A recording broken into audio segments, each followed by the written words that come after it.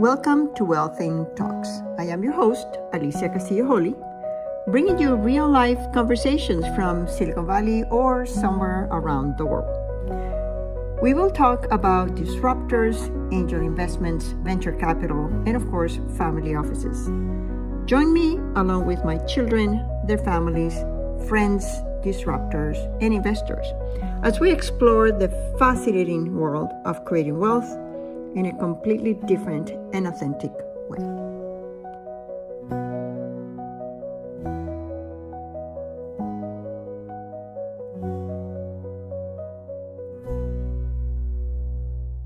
Thank you so much for being with us, Gayatri. I am so excited. I admire you so much. You've been in my house in probably one of the worst days of my life when I lost my sight, and it was fun. And I just love what you do. You go all over the world, and you're investing in amazing companies, large check size. So I want you to tell us about your story, and then we'll talk about legacy and family and AI. So tell us a little bit about yourself first.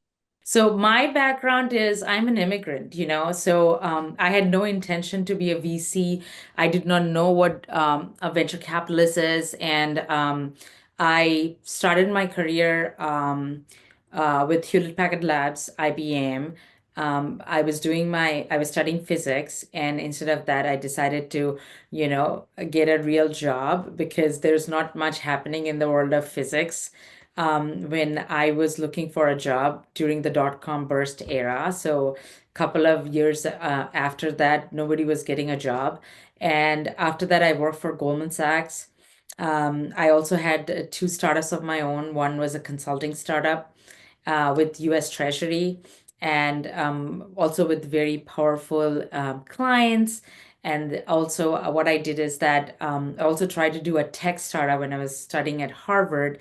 And that's when I realized, okay, it's not easy, it's very tough, and the importance of having the right team. After I graduated from Harvard, I worked for Federal Reserve Bank. I used to manage US Treasury's money for US military and Navy. And I also used to manage JP Morgan, PNC, G&D, and Visa. And that was the most depressing period of my life. And I realized that one day somebody's going to come and clean up the mess because it was Really? messy over there, working over there. And I was the youngest manager. Like I was 32, and there were big VPs and directors who were reporting to me, and they were all like older people and a lot of experience, but also have no idea what they're doing because they never worked outside. So after Federal Reserve Bank, this is where I was like, okay, I need to put a full stop because I wanted this, all these years I have done whatever the world wanted me to do, or whatever was thrown at me. So when at Harvard, I studied game theory and behavioral economics. I was like, I want to think about my life, like where I see myself fit. I At the time, I was interviewing with Bridgewater Associates and also with Alan Howard, Brevin Howard. I spoke with Alan. These two, like Ray Dalio and Alan Howard, are the biggest pillars of hedge fund. And I decided that instead of going on both in either of them, I want to go into venture capital, which is more tech oriented. And I did not know anything, so I worked in few VC funds for free. Then I was a part of a super small TMT fund, which we sold it. And after that, I was working with a $40 billion private equity fund, Middle East backed. They are big international fund. And we were trying to figure it out like a $1 billion fund, which never worked out. And that's when I was like, okay, what I'm going to do next? Should I do angel investing? And I was 38. I was like, I still have some mileage. Maybe I can start my own fund. Um, you can start your own fund anytime. And we always think about age. Age is not at all a factor. And that's when I was like, I'm going to do something of my own. And that's how Advaita Capital started. And the name Advaita means non-duality. I come from an atheist family, but I found my own way of looking at things. And I was like, I couldn't find a better name than Advaita to do what we are doing. And happy to talk more details about our fund as well. So thank you so much for that. As you can see, as the listeners could see, or the viewers could see, one of the things I love about you is your very practical approach to things. Mhm. And, Yeah. I'm so fortunate to surround myself with VCs, investors, and researchers too that are practical. So um, a lot of people just miss that connection with reality. And I have to say that your comments, your experience coming from the Treasury, so public funds, it's invaluable because that's a world that I've never seen. So I really like that. Um, so this is very interesting because you're still very young, yet you have a lot of experience and a lot of wisdom in you. And I want to capture what would be the one thing that you would have told yourself if you knew what you know now when you were in your 20s? Wow, that's a great question.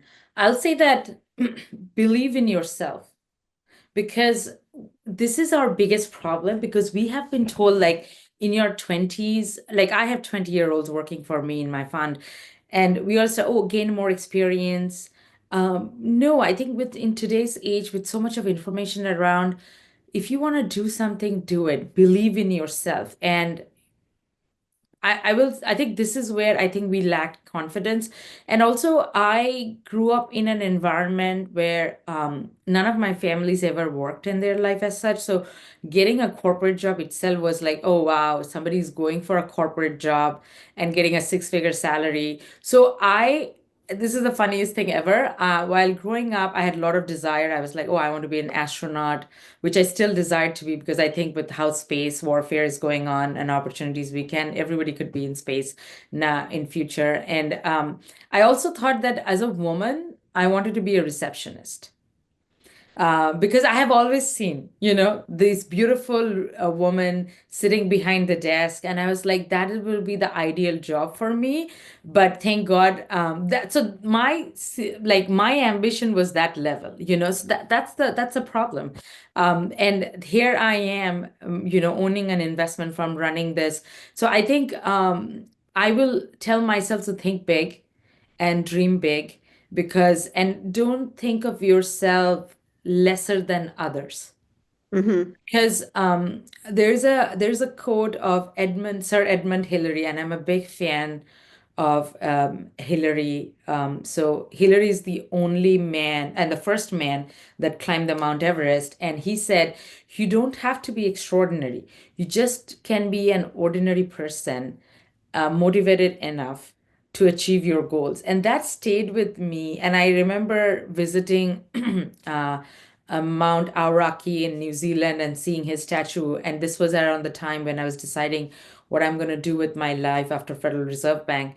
And I think that thing shaped my view, because we are always thinking, oh, this guy has done this so much, that means he must be extraordinary. No, they are just enough motivated, because we all face failures, we just Yeah. never give up. Yeah, well, yeah, I know. I mean, we don't need more extraordinary people. We need more ordinary people doing extraordinary things. It's just life. Um, yeah, that's really cool. Tell us about your fund, because it's very unusual to have a woman with the guts to have big funds. Yeah, so we talk to each other almost daily through our Transact chats. Transact has been a great source of finding wisdom and knowing your tribe, which is so important. I did not realize. So I'm so thankful to Soraya, Jessica, and everybody who has built this. I think one of the thing about me is, before starting Advaita Capital, I had my own podcast, she-vc.com. And I when I started the podcast, I wanted to hear from other women, because at that time DEI, or diversity, equity, inclusion, was not a big thing. And for me, diversity, equity, inclusion was more like, I want to hear from other women and other people who are building their own fund, people who are immigrants who came like me. And I look at this as an opportunity of um, meritocracy, and people who have faced adversities and build their future. And that's how I started the She VC. And at that time, there are not many podcasts who were focusing on women, who were focusing on different diverse people. And there are LPs, there are institutions. And this is where I found that there is a big gaping hole in the growth phase, which is Series C, Series D, and there is nobody investing in that phase. So I was like, okay, there could be an opportunity. Maybe I can do something. And this is where the problem starts. When I started to do something, I spoke with so many LPs, institutions, billionaire ladies, and everybody told me, go raise a $10 million fund and then even dream about doing a $250 million fund because it's outrageous and everybody should do an early stage fund. And for me, it was more like, I want to do something where I think I'll be better at. I don't think I'm an early stage fund manager. I don't think myself I'm a first check writer, but considering my asset management skills and my technology skills, I'm a much better growth stage fund manager. And I'm so thankful I did not listen to them. And some of them are big giant LPs, which means like don't listen to others, listen to your gut. And this is where I think the authenticity part comes in, that at that time deep tech was not in fashion. Right now, which is.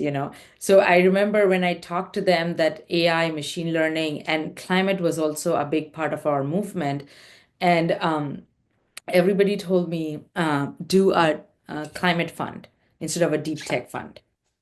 Now, when I go to fundraise for my next fund, everybody's telling me do a deep tech fund instead of a climate fund. How many funds do you have now? Two?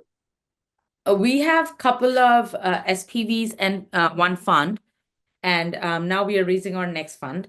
And I think we have also couple of separately managed accounts with our large sovereign wealth funds. So that's where we can draw a large amount of money. And now when we are going to raise our next fund, it's an interesting conversation because now I'm coming with the position of that I know a little bit of a things. We have a track record, a great track record. We invested in companies like Cohere, Neuralink, um, Stripe, chip company like Tenstor, and so AI, machine learning, semiconductors. We're going to do a check in humanoid robots soon.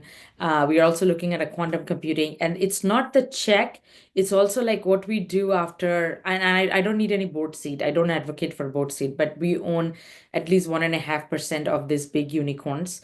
And the focus is how we can help these companies. We can help them geographically expand, whether it's Asia, Middle East, or Europe, or other regions.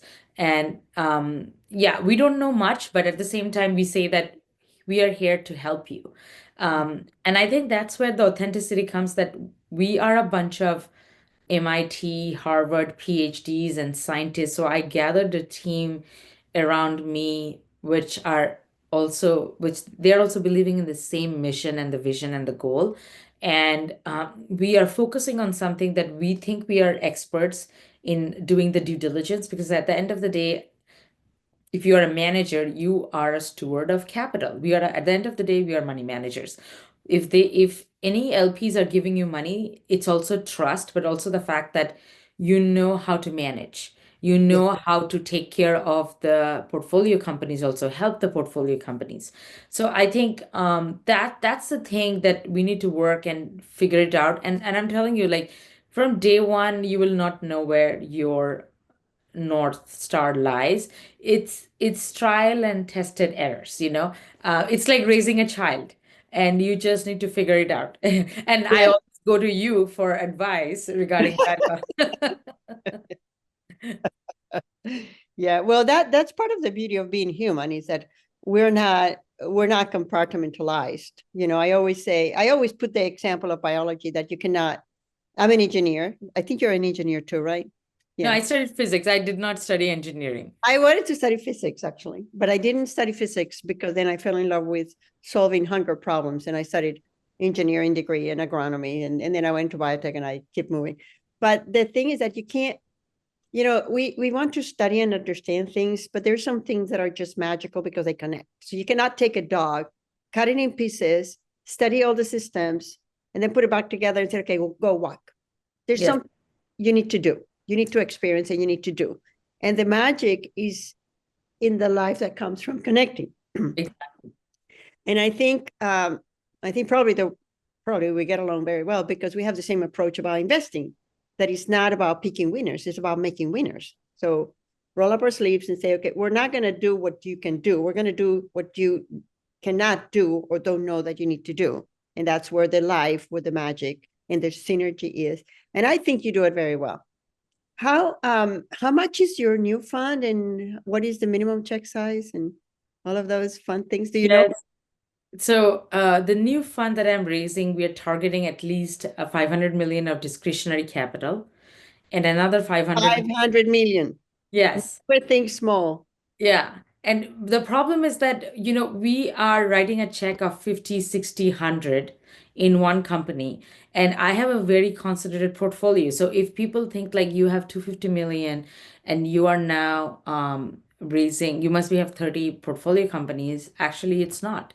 So that's kind of the big issue. We have a very concentrated portfolio. We need more checks if you want to go further.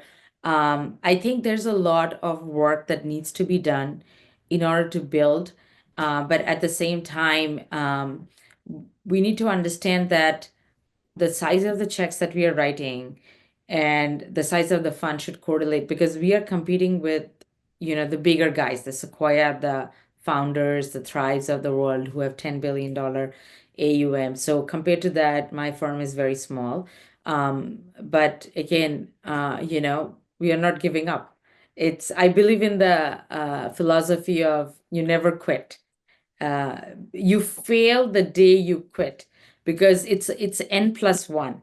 You have tried nth time and you failed. Try one more time. So you never know which time you will be successful. And nobody in the world got success by trying once or twice. And it's always trial and error. And you're just eliminating the factors that you are not going to repeat, hopefully. And one thing I'll suggest to you, tell you is that, and I don't know if you have this in a question, choosing LPs is also a big factor. Like, who do you want to work with? I'm happy to talk about that also. Go ahead. So when I was starting my firm, and there's so much of discussion about this in Transact, I decided that I'm not going to take any money from individuals, no retail investors. And I'm the same way. huh? I'm the same way. Yeah. So we are like, no retail. I'm going to take checks from institutions only. And it was a very tough decision because from day one, no institution is going to come to you. And it was a long uphill battle, but I'm so glad that we have now crossed that, but still has a long way to go. But this is where I feel like LPGP fit is such an important part of who we are because these are the people who are like your marriage partners. You are married to them legally and they are part of your fund for the next 10 years.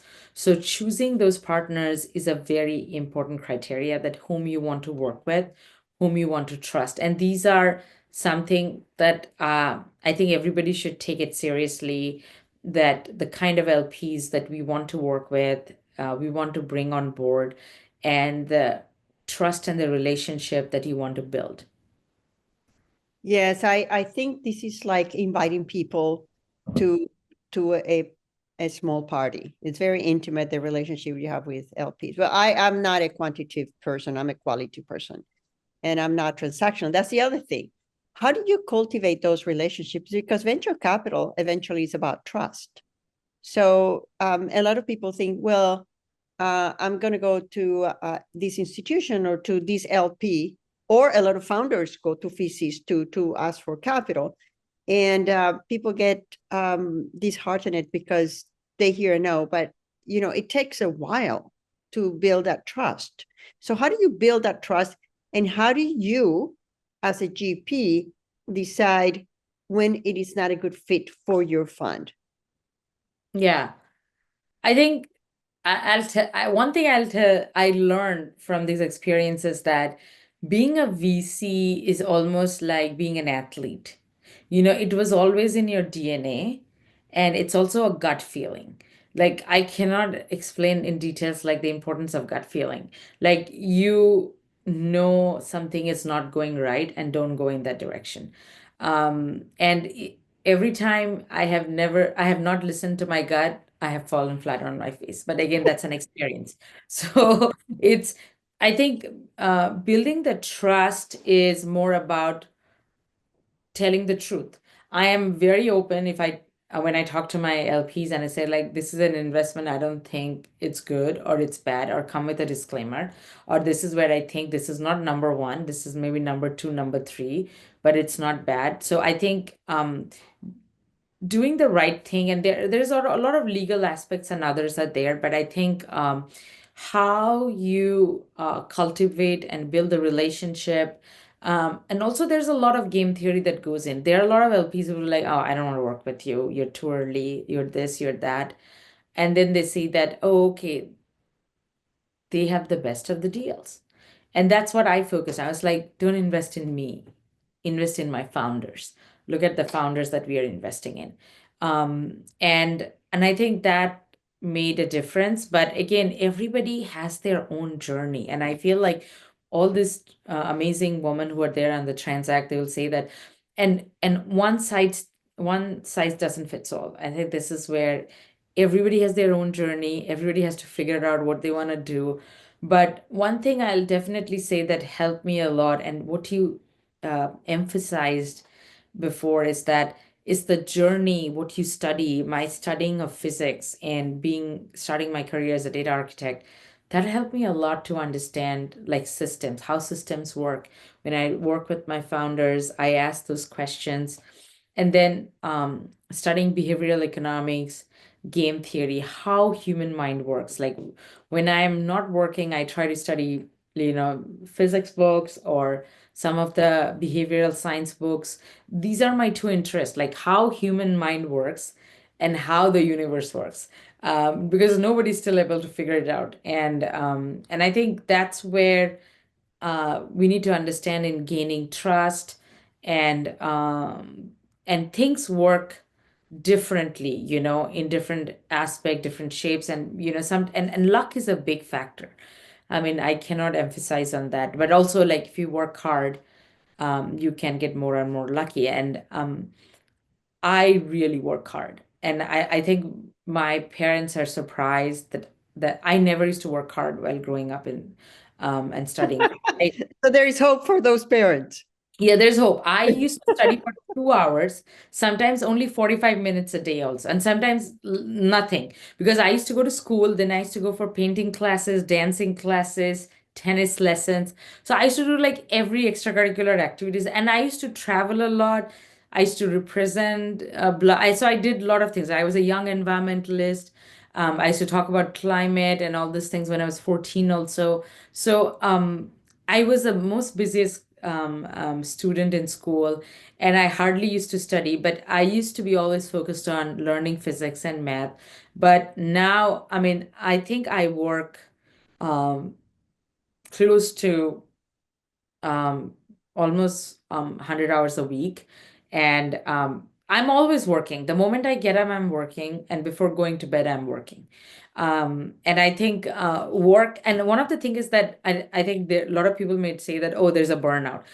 If you are passionate about what you do, there's no burnout, because I don't drink, I don't smoke, I don't do drugs, and most important, I don't drink tea and coffee.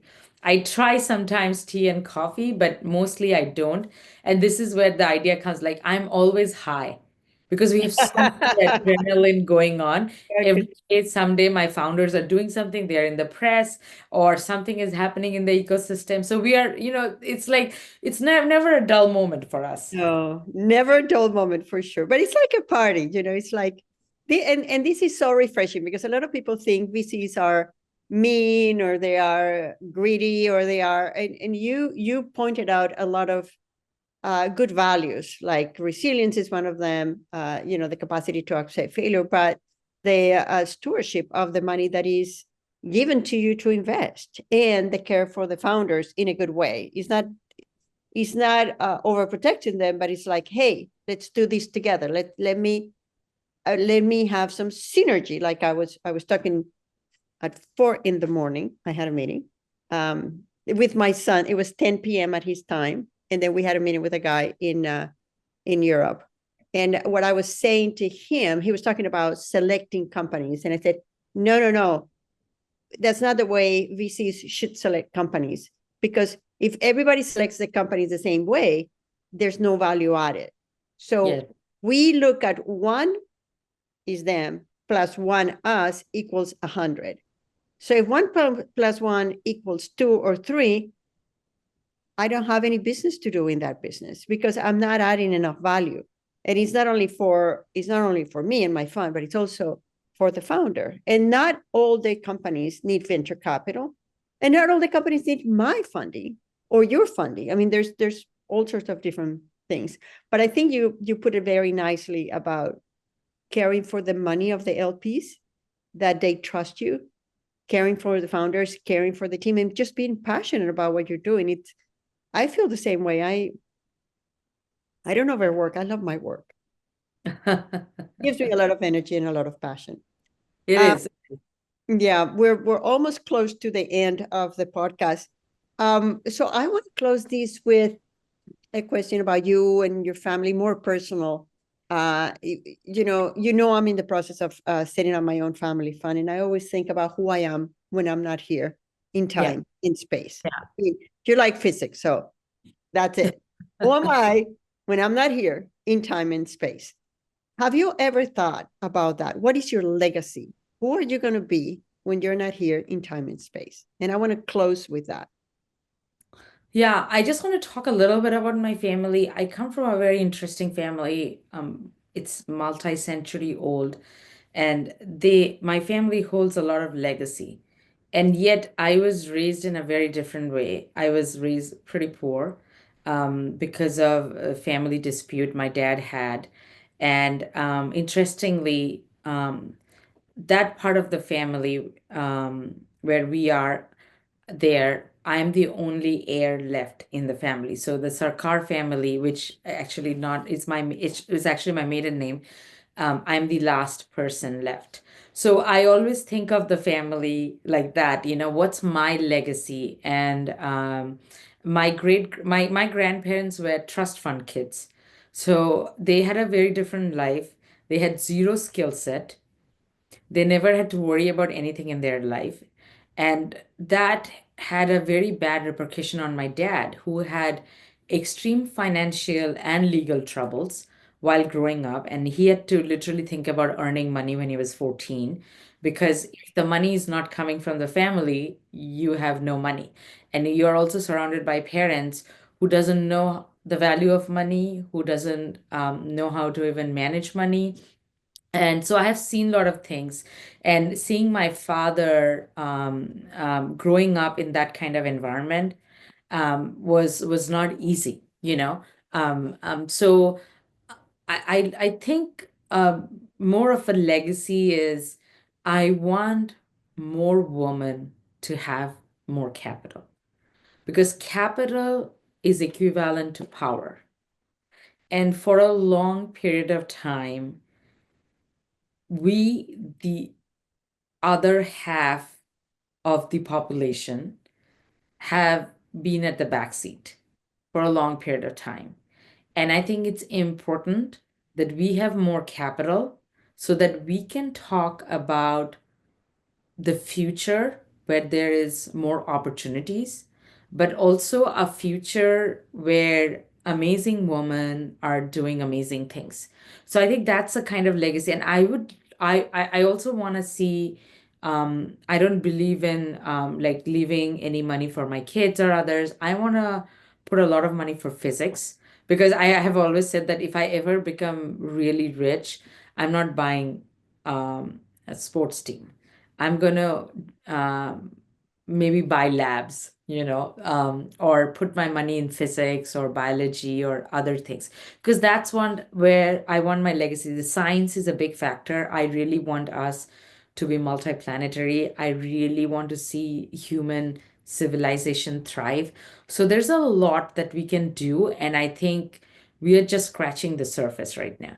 So Mhm. I am excited for this, and I think that's what I hope my legacy is. But as of now, the big legacy is like building the Advaita capital, and establishing itself. We have a great team, helping my founders, and so we have a long way to go. We're just getting started.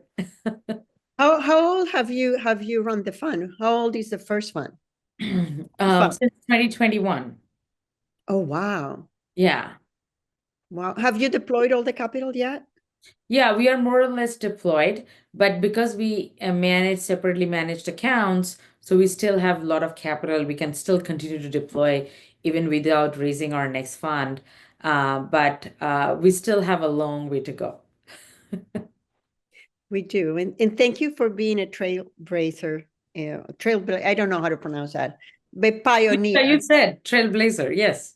a pioneer in the I don't field. think I'm a pioneer, but I'm learning a lot from people in Transact and with others also. But I feel like there needs to be more bigger community of VCs talking to each other because we don't do much. That's a thing. Yeah.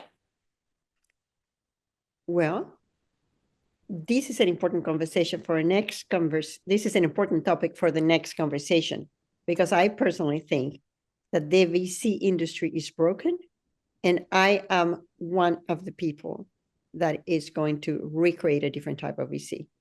But this is a topic for another conversation, and I am sure we will do a ton of things together. And you can always come to my house. You already know the way. Yeah. I hope people don't find the address of my house, because then everybody's going to ask me. Thank you so much.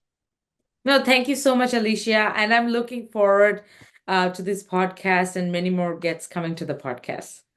So it was such a pleasure to invite Gayatri to our podcast, because you see, she comes from a wealthy family that lost their money, and she has seen that transition.